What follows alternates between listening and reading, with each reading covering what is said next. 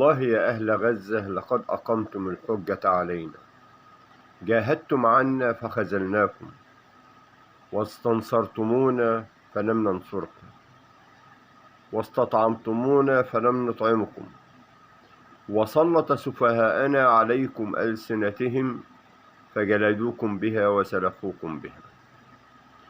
والله إنهم يعلمون أن نعالكم أطهر من أطهرهم، ولكن عماهم الجهل والحقد عن أن يروا الحقيقة. ولو أن الله يعلم فيهم خيرا لأنار بصيرتهم ولاتبعوا الحق والهدى.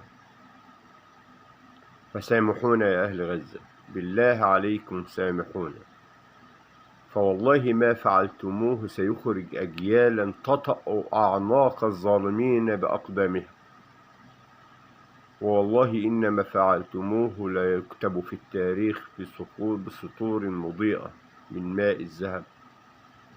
فوالله قد اصطفاكم الله وفضلكم علينا، فسامحونا يا أهل غزة، سامحونا. نستحلفكم بالله أن تدعوا لنا أن يجعل لنا من الإيمان مثل ما لكم، ومن الصبر مثل ما لكم، ومن الثقة في نصر الله عز وجل مثل ما لكم.